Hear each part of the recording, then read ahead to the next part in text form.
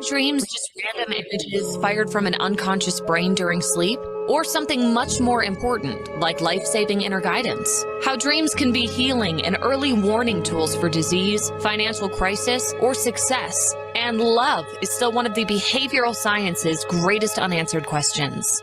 Hello, I'm your host, author Kat O'Keefe Kanavos. Welcome to Dreaming Healing, where dreams and cutting-edge scientific research meet on syndicated Dreamvisions 7 radio network. Dreaming Healing is every Tuesday at 9 a.m. and 9 p.m. Eastern, with live shows on the first and third evenings at 9 p.m. Eastern, 6 p.m. Pacific, when you can call in and ask Kat questions about your amazing dreams. Talk on air. Call toll-free 833-220-1200. That's 833-220-1200. Come live your dreams out loud with Kat.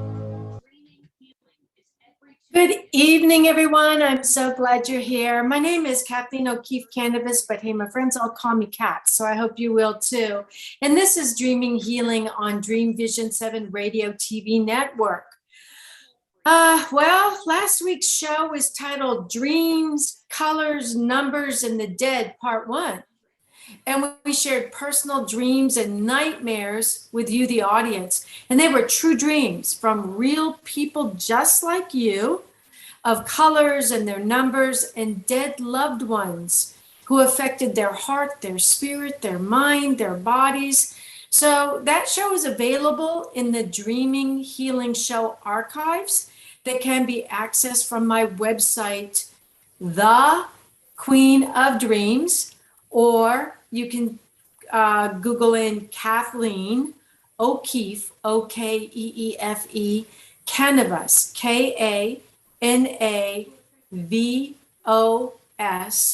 and see it in the archives, because it was a really cool show. We had a great time doing it. When I say we, I'm talking about our producer, Rachel, Dreamvisions 7 Radio Network producer. She came on the show with me, and guess what? She's going to do it again tonight, because we are going to have a rocking show. So tonight's show title is Dreams, Colors, Numbers, and the Dead and Animals, Part 2, with more dreams, nightmares, and animals. And we're going to be using the dream cards again, because we know you guys really like those, and we loved them. So welcome to Dreaming Healing. I'm your host. And if you're just listening right now, and you'd like to watch us, you can go to my website, Kathleen O'Keefe Kanavos, and that's Kathleen-O-K-E-E-F-E-Kanavos, or you can just Google it. It'll take you right to my website, or The Queen of Dreams.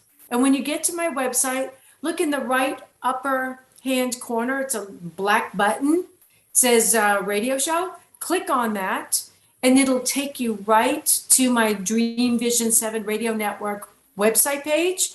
And from there, you'll see this little TV with a little antenna on it. It's really, really cute. Just click that and boom, you get to watch us live. And that way you can see the cards too, because we are going to be pulling dream cards throughout these dreams tonight. And again, we have all these dreams sent in by viewers like you.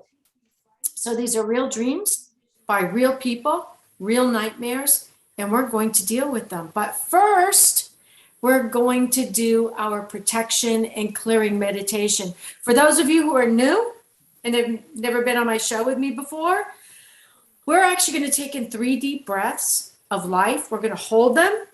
We're going to imagine any negativity getting caught in that breath of life, and we're going to blow it across the room into the purple flame of Saint Germain, where it's going to be turned into this gorgeous golden light and returned to the universe.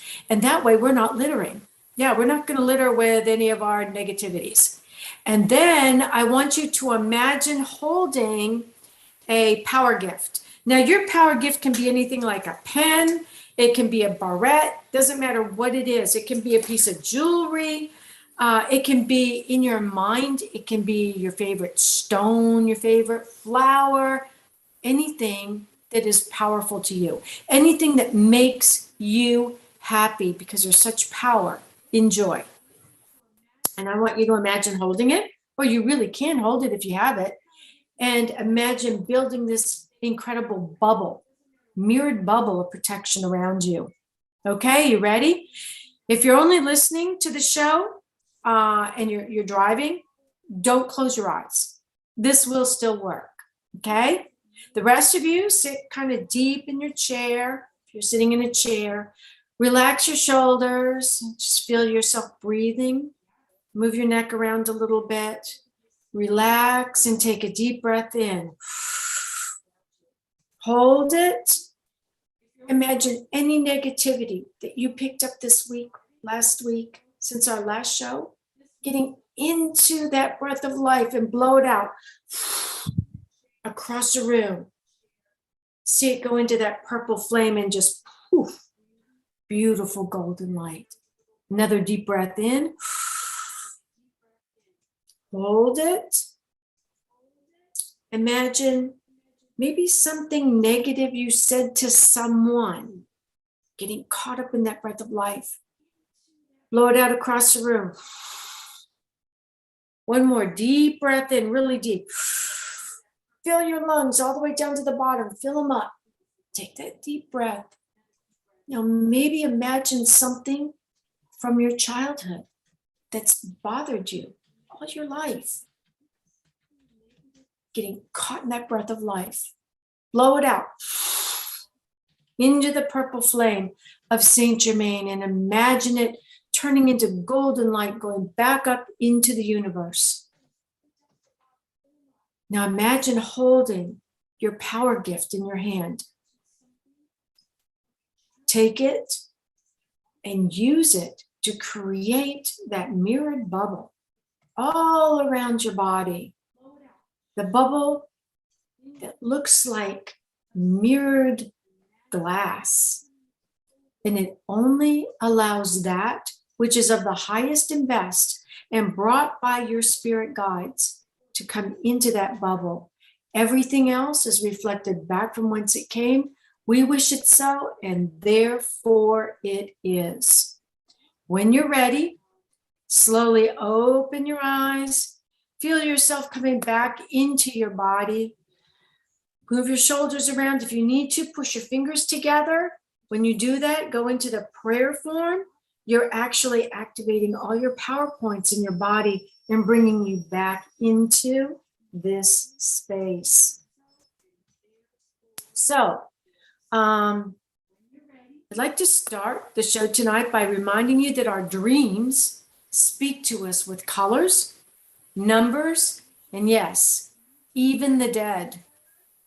Rachel and I received so many emails from show listeners and social media followers concerning their colors and number-filled dreams and nightmares on that we decided that on this second part of the two-part show, we were going to deal with all the rest of them. We couldn't even get to all of them in the first show, so we saved them and we're going to do them in this one.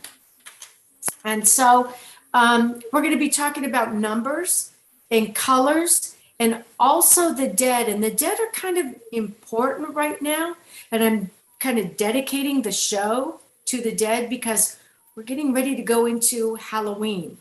And so before we get into the dreams, I'd like to bring Rachel onto the show with me because we want to talk about something called the dumb supper. And we were discussing this before the show. Hey, Rachel. Hey, how's it going? Good. I was in that mirrored globe thing a little bit, doing some meditation. Doing a lot more meditation at the church too. We finally got into meditation, and just that feeling of being up in that place, into those other rooms that we talked about last week, is pretty powerful stuff. So it takes me a little bit of time to come back and be here. And so, hello, namaste, I'm back. Hello. It feels so good when you get up into that realm of meditation. But, you know, we get new audience members every single time show, Rachel. So I know that they can read about me, but I'd like for them to know a little bit about you. We've been friends yeah. for years and years and years and years. And now Rachel's over here as a producer at Dreamvisions 7 Radio Network. But tell our audience a little bit about you and what you do, and that you're actually a reverend. Yes, I didn't. I thought I changed my name tag, but apparently I did not. Reverend, yes, recently ordained again with the Unity Church, and I'm over here in the Daytona Beach area in a little town called Edgewater. So I've been really active there, having a great time.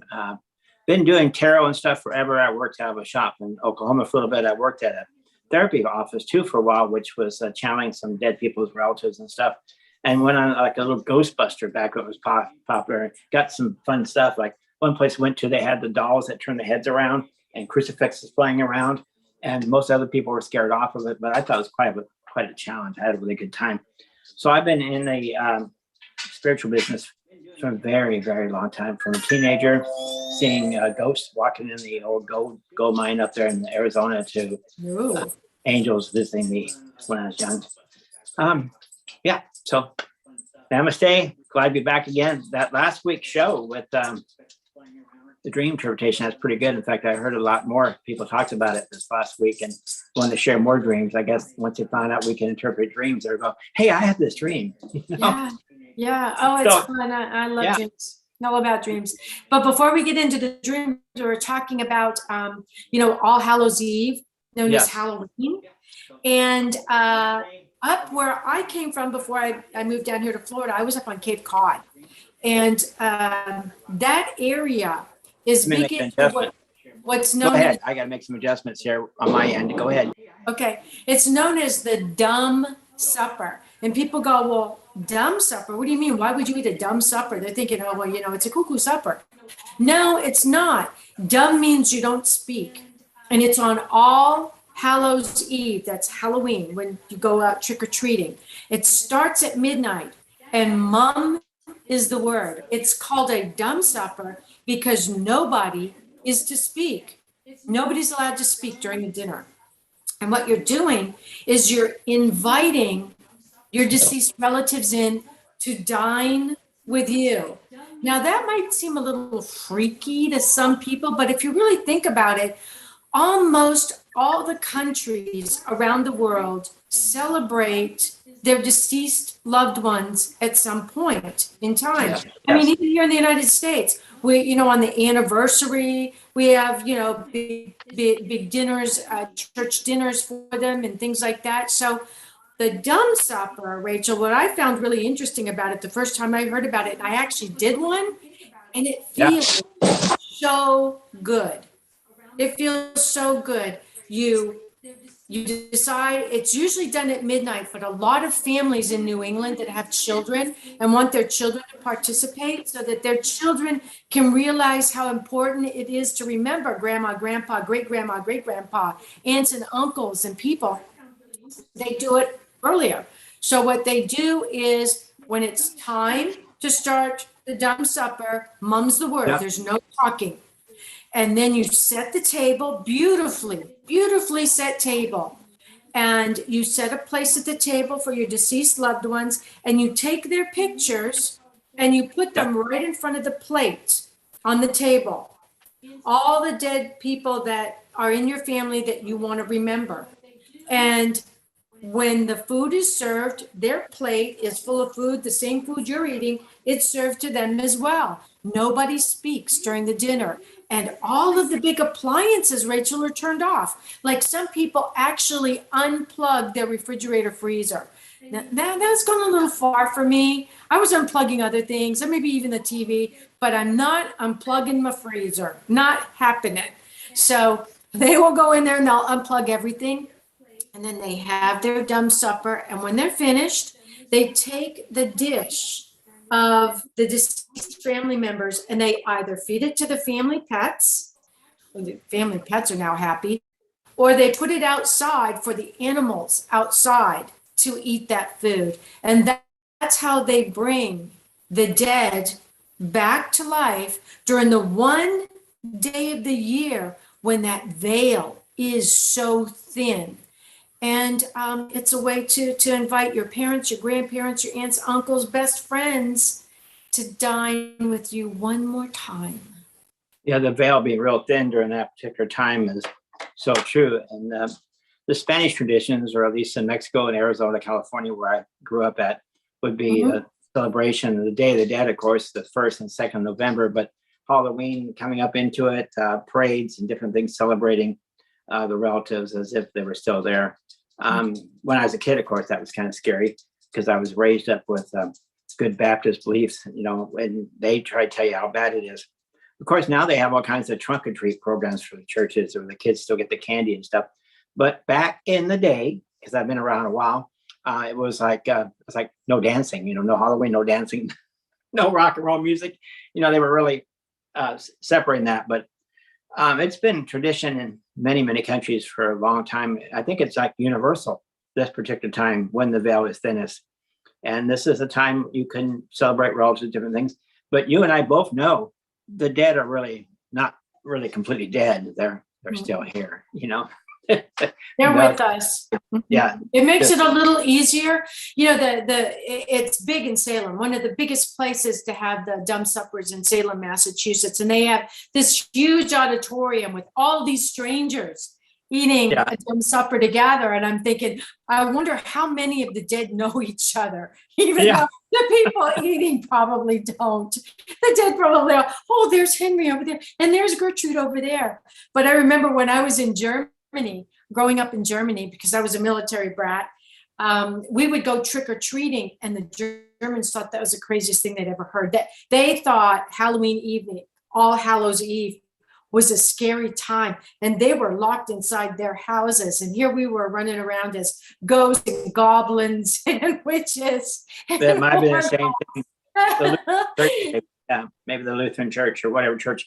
Yeah, times have changed. But as we were talking, you're talking about the people coming for dinner and stuff.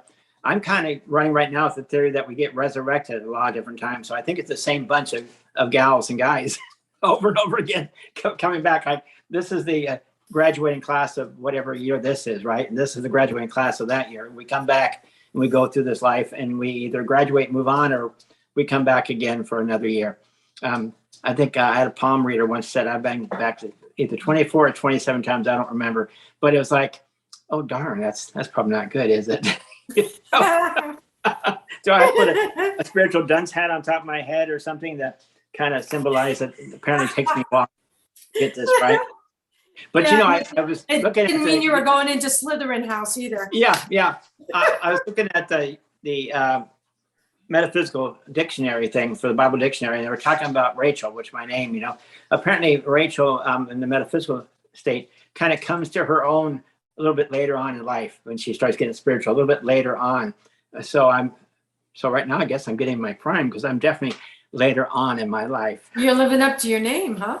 Yeah, I'm living up to my better late than never, right? Yeah, late to the party. Here I am. Okay, so I was wondering, Rachel, do you think we could pull a card on let's pull a card on the dumb supper and see what the card says about the dumb supper. Oh, we got the cards here. Yeah. There we go. And explain to our audience how we're waiting for the card to kind of jump out to us. Oh yeah, these cards are really fun. I bought them at a bookstore in Oklahoma, and they didn't. I went around to the different shelves looking at the tarot deck because I was doing some interesting stuff, and I thought, it's time I really get into tarot. Before I didn't bother. I was doing different things, but everybody was in the tarot, so maybe it's my turn too. I'll go check it out. So I went to the store, and I went and touched them and checked if they spoke to me or felt anything. If not, I went off. So these ones here kind of jumped out at me, and so I went to pay for them. They didn't even know they had them in the store. They were like, had to look up on the internet, see what they would cost because they didn't realize they were there. But the cards always have kind of lifted up if it's the right card. So we're going to look for the dumb supper, and it might be this card. Can you see it? I got to make it a little higher. If it's the right card, it'll come at me. Mm-hmm. And see, there it is. It comes right at me. It came right at you. Yeah, 3 of Wands, which again is showing, magical card, but it's also showing. We kept picking wands the last show too. Yeah, and we picked all wands. But you see the spirit talking to the people in this relationship pair. They're being visited by. I love it. Yeah. And you know what the other thing I was thinking when I was in the shower the other night, and I was thinking about our show last week because I just loved that show. And, Yeah. and it was amazing to me how we kept picking wands. But we Yeah. were talking about the dead, Yeah. and we were talking about the dreams. And one of the things that's so important about the wand card, like people will say, well, if you had any card to choose, would you, or anything to choose, would you choose the cups, or would you choose the swords, or would you choose the wands, or would you choose, what was the last one? Pentacles. The The pentacles. pentacles, pentacles. And I said, I remembered, I said, I would choose the wand. And Yeah. they said, what? Not the pentacles, money, or cup, love? And I said, no, I would choose the wand because the wand is magic. It looks like a dead stick, Yeah. but you put it in the ground and you add some water from the cups.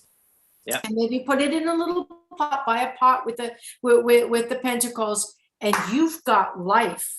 What would look dead is now alive, and that's magical. And from that life, you can get your swords. You can take that wand and you can use it as a sword. You can defend yourself with it, or you can use it and you can create juice that would go into the cup from the fruit. So there's nothing quite like a wand in the deck, and it looks like the one dead thing, but it's not. It's just sleeping.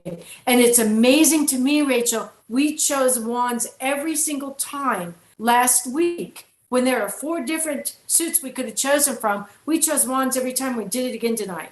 Well, we didn't. The cards decided to Well, speak. the card jumped out to us. Me. Yeah, the wands. The Old Testament has a story too about somebody, Moses, I think. Moses threw down the stick and become a snake and picked it back up again. So it transformed into something living. And well, I have the flood. And you use that wand, boom, Yeah.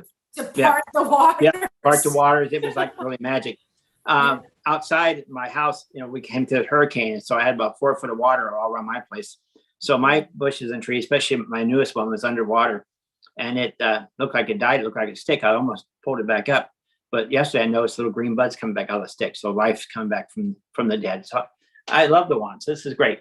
I think somebody texted me. Let me see what it is. Go ahead. Okay. Could be a question. Oh my gosh, guess what? We're going to have to talk about it some more when we come back from our commercial break. Oh, It's party. Yes. Great time. unbelievable. Our time just flies. So don't go away. We'll be right back.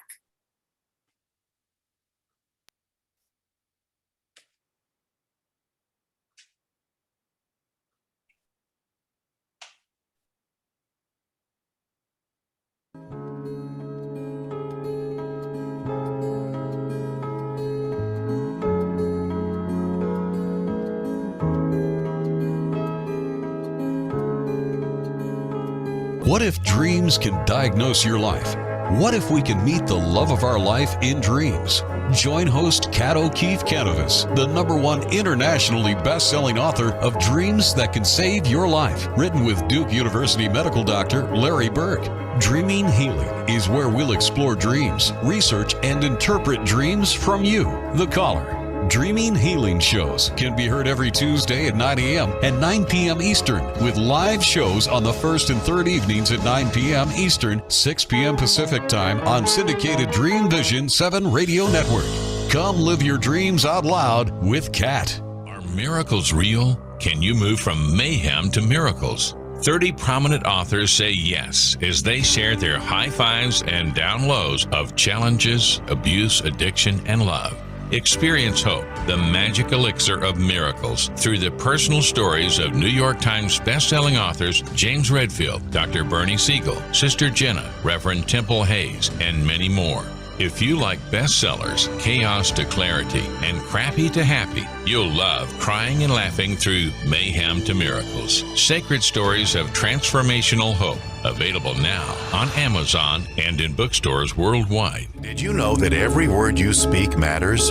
What you say and how you say it can make or break a relationship or shift the outcome of any situation. Are your conversations making a difference? Faith in God, gratitude, authenticity, and giving are Teresa Velarde's heart. It's in this spirit that she's focused on making a difference in the lives she's blessed to touch.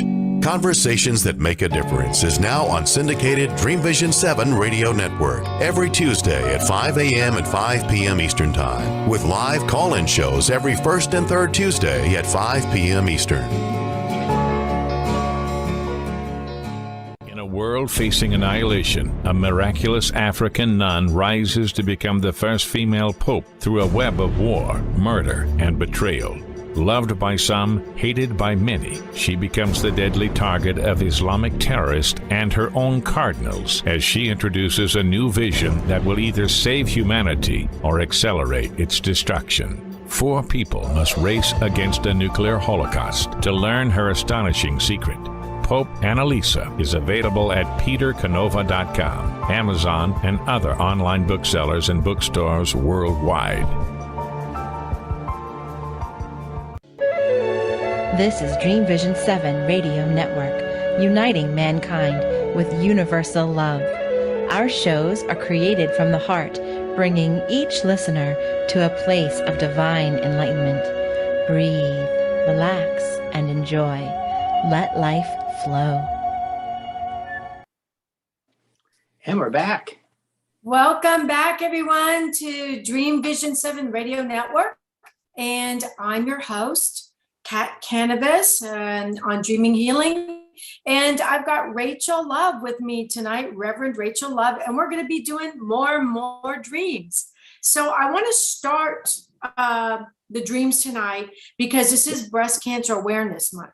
And so my book, Surviving Cancerland, is full of dreams that I had while I was going through breast cancer treatment.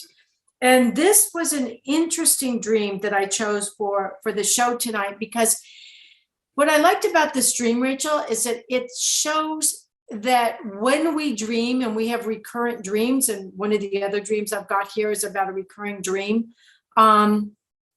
sometimes the same people keep showing up in our dreams. Yes. And we wonder who they are. And so with this dream, I'm meeting some of my inner selves in the dream, including a very special little guy named Billy. So let me start with, this is an interesting dream that involved Billy, the developmentally disabled teenager that often showed up in my dreams. Peter, in the dream, Peter and I, Peter's my husband, we're in northern Florida, and it starts to snow in northern Florida. So we drive to sunny southern Florida with its beautiful beaches. Happily, I ride my bike to a cafe on stilts on the beach. People gather outside a large picture window. And Billy comes up to me and says, "Why is your head like that?" I realize that I'm not wearing my wig, and I'm shocked that no one else noticed. I turn to Billy and demand, "How can you ask me that and make me feel bad right now?"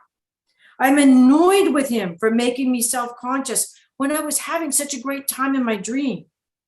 A man who was about 30 years old steps from the group that's in my dream and puts his arm around Billy and says, "Remember, Billy, we went through this together. We decided together, remember?" Billy looks at him and answers, "Oh, yeah." And then he goes over to the window to look out at the ocean with all the other people. And the dream ends. Wow. I know. And this was a recurrent theme. It was not a recurrent dream. In other words, I would be somewhere doing something in a restaurant eating or somewhere else, and Billy would show up with all the other group. And suddenly I would be engulfed in this group and we would all be doing something. And Billy was always there. And the teenagers were exceptionally protective of Billy. So in this dream, I'm talking about the psychological problem solving of inner unification. Sometimes when we go through a big crisis, my crisis was surviving breast cancer. Yeah. That the doctors had missed, and I had to actually kind of fight with them to get them to give me a second set of tests to find it. And you were lucky too. That's not easy to do. You were determined, that's for sure. I was determined, and so were all of my inner selves, but I didn't know it at the time. We're made up of so much more than id, ego, and superego. And one of my inner selves is a mentally handicapped little boy named Billy. And I remember meeting Billy in my other dreams. And one time I remember asking one of the other people in my dream, why is Billy so important? Why does everybody protect Billy? And a girl looked at me and said, because Billy only tells the truth. Billy never learned how to lie. Oh, wow. I know. That blew me away. After that, I thought, you know what? Billy does have a place in my life, in my mind, and we should all meet our inner Billy. Billy. So it also showed me that while I was going through crisis, I was not alone. I had so many people within me who were a part of my fight to stay alive. And also, this was a dream of integration, balance, protection. And it reinforced the concept to effectively battle illness, we must get in touch with all of our inner selves and work together toward the goal of survival. Well, I can see how plain speaking, telling you the truth, not lying, is very helpful, because I've noticed over the years that we lie to ourselves so often about things and blame others and everything else we can do, that we can't deal with the problem because we're constantly denying we have a problem. We're constantly denying it's our fault or our part in the situation. So having a Billy inside that says, hey, where's your hair? My case, when I was little, I had this little brown-eyed angel. She never said anything, just these really eyes that just penetrated and would hold me and let me know it's going to be okay. No matter what happened, it's going to be okay. So that helped me through my trials and tribulation when I was much younger, was that I wasn't alone. I'm not the only one going through that. So that was my inner thing. I didn't have Billy. I did have my son, who died early at 18. He hung around for a while, and he was there for more of a, well, I'm not sure. At first, I wasn't sure why he was there. I thought maybe protection, but I realized with time that I had to let him go. It was me not want to let him go. So he was hanging around until I let him go. I needed to let him be free. Of course, that's not a dream. I guess I got sidetracked. But that's what happens when I get in this little spacey place I go, and I just kind of. Did he ever show up in your dreams, though? Did you see him in your dreams? Yeah, he was in dreams and different things. He was always around. And people who were able to psychic stuff could see him behind me and stuff and ask about him, I was afraid to let go of him. I always felt so bad I could have done better. I mean, he died and had a seizure, hit his head and died at 18. And he just talked to me just a few days before that Mom, nobody gives a damn about me. He was institutionalized because he was so severely handicapped that he was seeing things, hearing things and stuff. And get right down to it. He wanted to kill me to save my soul. My mom, with her Baptist background, was convinced that I was falling into bad spirit. And in his world, I had picked up an evil spirit by doing this kind of stuff. And in order to save my soul, you have to kill me. So I had to have him institutionalized because I like living. I don't. Yeah. But so there was all this guilt and stuff associated with it. And when it came time to take his ashes and take him on that last motorcycle ride, that's what he wanted to do. I kept the ashes, and I kept them for years, and he was always there until I finally let go of the guilt, and I let his ashes go in the Arkansas River. And all of a sudden it was like a weight lifted off me too. It was a forgiveness and acceptance, and we moved on. Because that's not a dream thing. Let's go do a dream.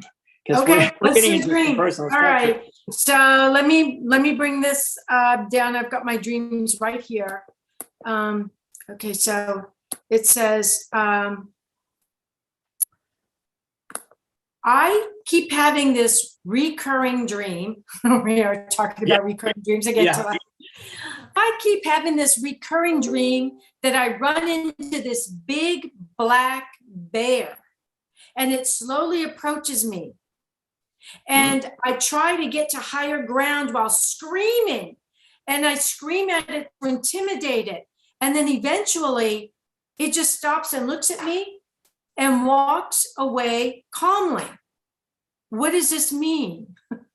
Wow. Well, did that happen in a department store, or was that happening at his house or out in the country sometime? I'm assuming it was a country type thing. I think he says he's trying to get to higher ground, so I think he's outside in the country. He took the escalator up to the LAX, next level up. No, yeah, I can. Well, obviously, facing fear, afraid of things and facing fear, but when he stopped and realized the fear is, once he stops and looks at it, the fear goes away. It's sort of a reassurance that there's nothing really to be fearful of except fear itself. And if you just look at it and face it, it's really, most of the time it goes away. And that's my interpretation of that really quick. But you are the queen of dreams. And I'm sure you got much more involved with, you got colors, you got animals, you got all kinds of fun there. And I'm still stuck at the LAX escalator going up. So you're going to get away from it in LAX. I'm taking the next one. No, they don't allow bears in the fight in. You can't buy a separate seat for the bear. You just pretty much just move on. Yeah. So if this were my dream, the first thing I would focus on is the fact that it's recurrent. That means that there's a message there that we're not getting. And so we have to delve deeper. And it's not going to go away till we figure out that message. So you run into this black bear. So the black bear is not chasing you. You happen upon it. It's there waiting for you, sort of, and then you happen upon it. And then it slowly approaches you. I think that's important, Rachel, because it's not charging him. Yeah. It's very slow. It's like it's trying to be kind. It's on its best behavior. It's showing its manners. And it's slowly approaching you. And you're the one who starts to scream, and you try to run away to get to higher ground. Okay. Higher consciousness. And good point. Good point there. Wow. That's why you trying to get to higher consciousness. But this creature of the earth is going with you. And eventually it walks calmly away, not because it's frightened, but almost like it's saying, they're not ready for me yet. They're just not ready for me yet. So what does this mean? I'm wondering, Rachel, if maybe this is not their totem animal. Oh, yes, Coming to them in the dream, saying, where you are in your life right now, you need to integrate, sort of like my Billy, integrate with me and become the strong bear. Embrace your inner bear. And it's not a brown bear, it's a black bear. Let's look at the color black.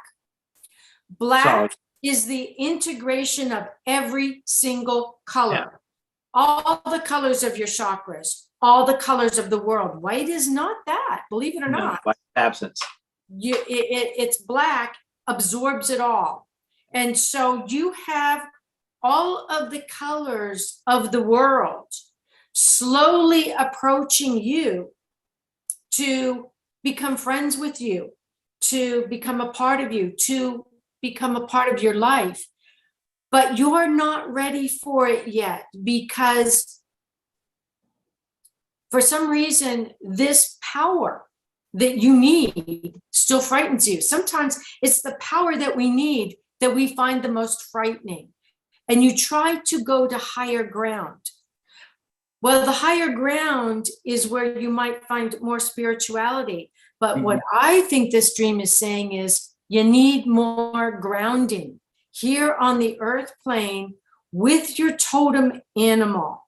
Embrace that beast within, because it's being awfully nice to you, It's not chasing you. In fact, when it sees that you're that frightened, it leaves and is probably saying to itself, when they're ready, I'll try again.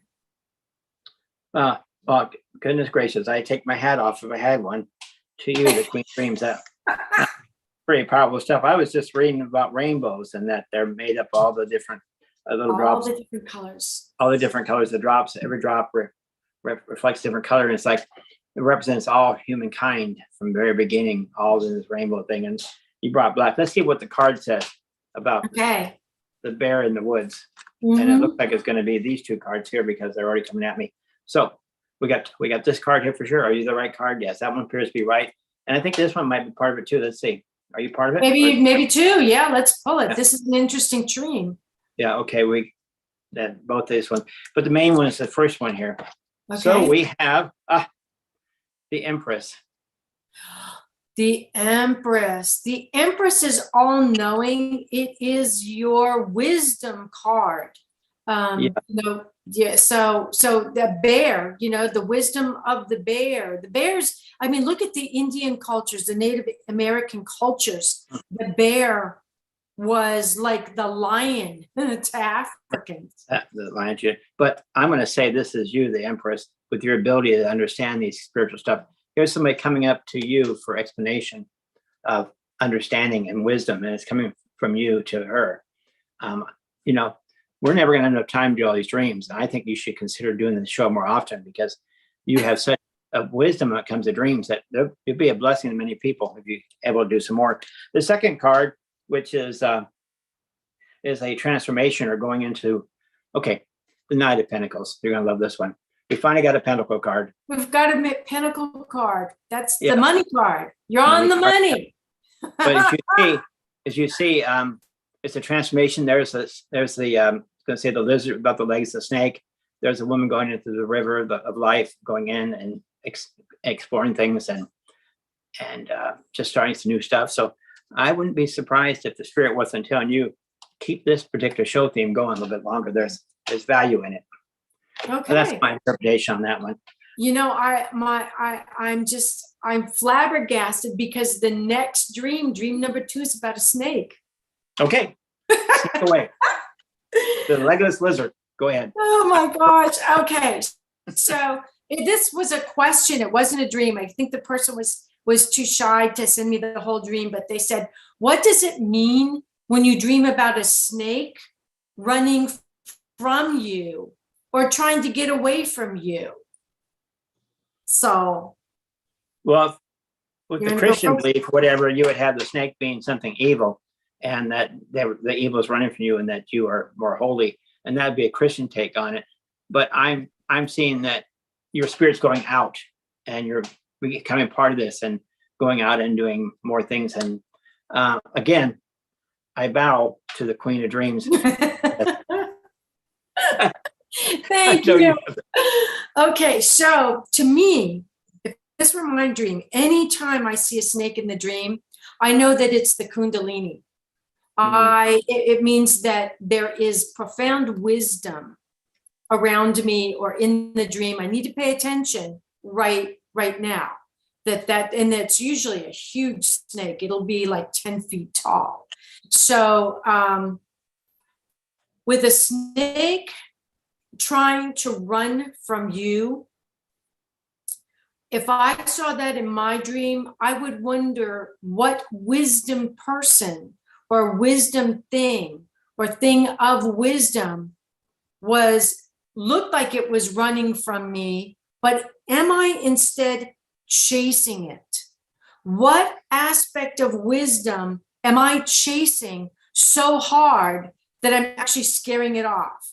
You know what I mean, Rachel? When you want something so badly, like when you want to get your cat, you need to get your cat, and you reach out and you they take off, they puff out, they gone. But if you sit quietly and start to meditate, like I did, you're going to have Loki all over you. That's what I'm feeling with this dream. Is the snake really running from you? Or are you chasing wisdom that's difficult to grasp? I wouldn't give up, but instead of seeing myself chasing the snake or seeing the snake running from me, I would ask myself if perhaps I didn't need to sit down, focus on my inner self and my own Kundalini, and allow the snake to approach me. Who in your life right now is a wisdom person that you have been pursuing and that is running from you because you're after them so hard? Yeah, very good. Well, I can tell right now the cats have been teaching you lots of good things. The cat's a very spiritual animal, and I can see that their influence in your life is right here on the show, coming through with what they're taught you about snakes and about wisdom and accepting as opposed to chasing. That's some pretty powerful stuff. Do we need to do another break? I mean, oh, we do. Oh my gosh, we blew through 2 minutes of break. So we've got to do a break now. When we come back, we're going to pull a card. You're listening to Dreaming Healing on Dreamvisions 7 Radio Network. I'm Kat Kanavos. This is Rachel Love, Reverend Rachel, and we'll be right back. yes, Reverend Rachel has to push a few buttons to make it work, but here we go.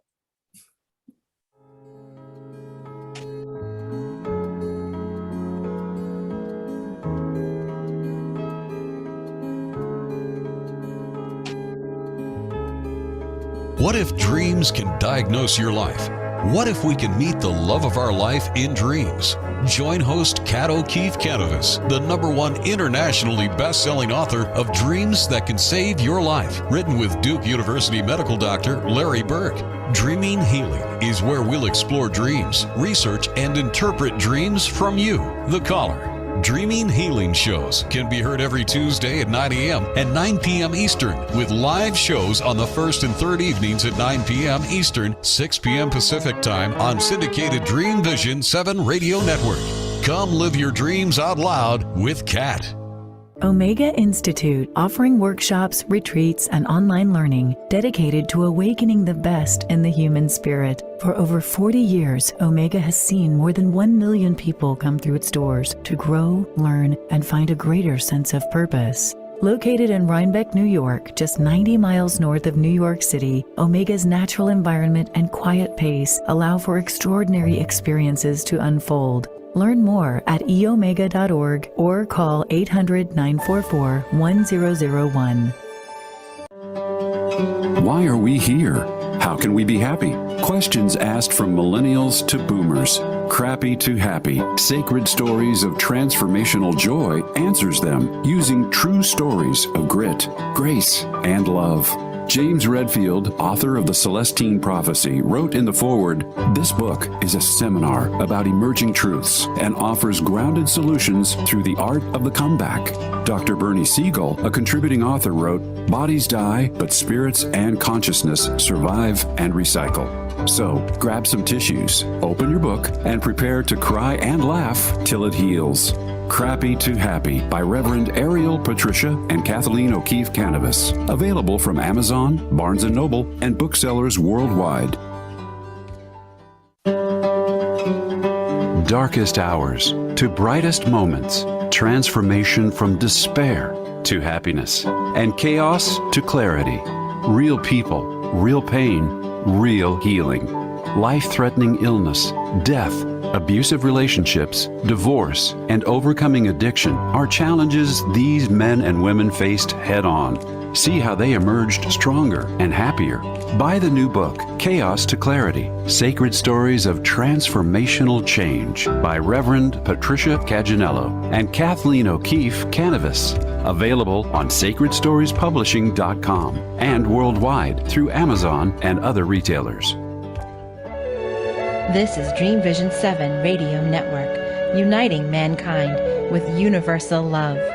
Our shows are created from the heart, bringing each listener to a place of divine enlightenment. Breathe, relax, and enjoy. Let life flow.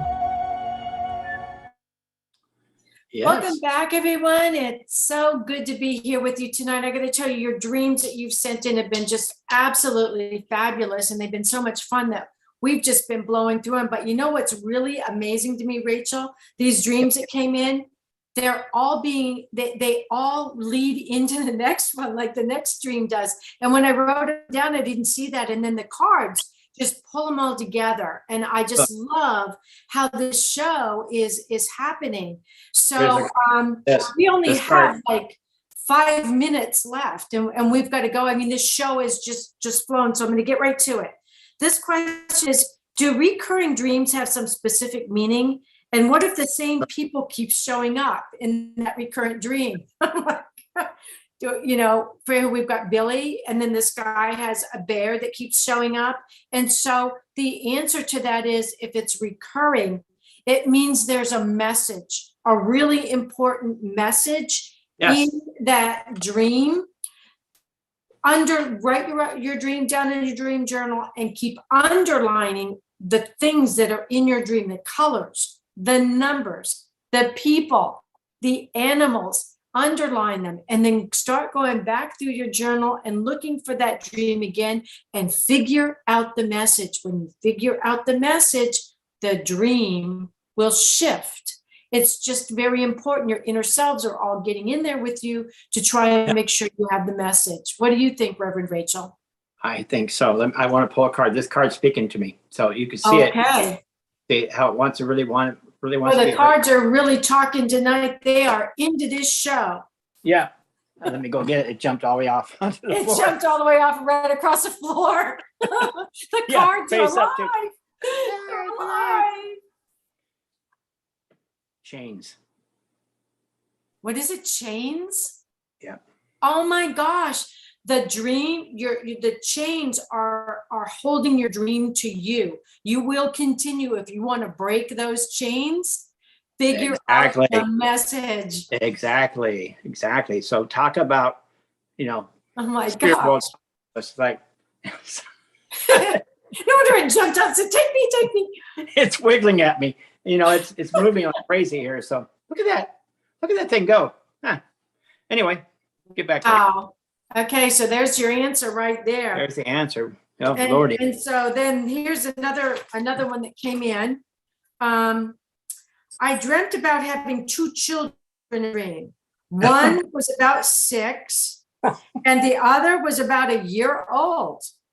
I don't remember giving birth in the dream. I remember being constantly worried about them. And this is from Tim. Oh, Lordy. Yeah. You don't remember giving birth, Tim? Lucky you. You could be on one of those shows where I said I didn't know I was pregnant, right? That one of those TV reality shows. Mm-hmm. So you tackle this one first, Reverend Rachel. Oh, thank you very much. Thank you. We've got numbers, lots of numbers. Well, yeah, I'm going to say it's part of the past life. It's part of the past life coming back and showing. At least in my interpretation, it's a past life issue that's coming to show him something from his past life and something about that past life that's now part of this life. And those twins would represent either 2 different kind of personalities, or the fact that he was a woman and gave birth, and for some reason there was a problem with it, that he's come back now with like a karma type thing to deal with those issues. That's going to be my interpretation of it, unless it's on a new Discovery channel that we aren't aware of yet. That's going to be coming out soon about the man who gave birth to 2 children. That's probably not going to happen, though. You never know. You never know. This is what, taking what Reverend Rachel just said, I'm going to say that this dream could be a duality. It could be exactly what she said. Memory from a previous life, being worried about these children. Was Tim maybe a woman in a previous life? Didn't remember giving birth to them, because that lifetime to a degree has been forgotten. And if we did not forget those lifetimes, we'd all be going crazy with so many lifetimes to remember. We could hardly handle this one. Imagine having 5, right? So one of them is 2, the other one is 6. So if this were also a dream just focused on numbers, 2 is balanced. What if this dream were about being balanced now? The child within you needs to be balanced. And the other thing is the number 6. 6 is 2, 4, 6, the trinity of the twos. So the 2 was jumping out there saying, pay attention to me. And then the trinity of the twos is 6. And 6 is also 3, 3, which is also balance. So this is a strong dream about being balanced. One was a boy, the other was a girl. So, this dream is all about balance now, but it could be a duality, meaning you had imbalance in your past life. Don't let the imbalance happen again in this one. I think we should draw a card and then close this out because we're down to our last 4 minutes. Wow. I know, it's 56. Yeah. Did something jump out and run across the room again? Well, we'll see. It's somewhere around here, probably. It's somewhere around here. Are you it? Yeah. Did you see it? Can you see it? Yeah. Are you the card? Yeah. Are you the card? Yeah, see. Oh, end of the show, the 7 of Cups, Shangri-La. Oh, Shangri-La. This show is a Shangri-La for all of you, our audience. Send us your dreams. We'd love to hear them. We have to say goodnight now, but remember, everybody dreams, but some dreams save lives. Until next time, and on the next show, we're going to be doing a show on gratitude. So don't miss it. That'd be good. Yeah. All right. Yeah. Good night, everybody. I'll mention for sure. Thank you for having me on. Oh, it was fun. Fun.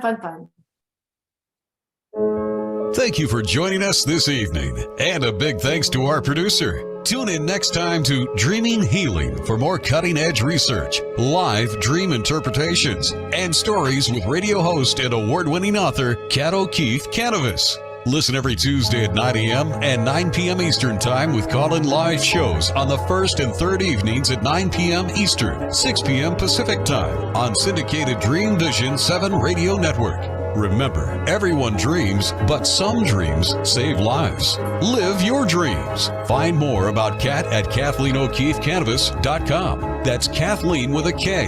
OKEEFEKANAVOS, or The Queen of Dreams on Google search.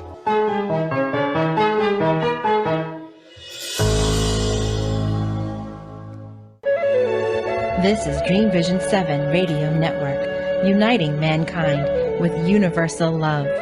Our shows are created from the heart, bringing each listener to a place of divine enlightenment. Breathe, relax, and enjoy.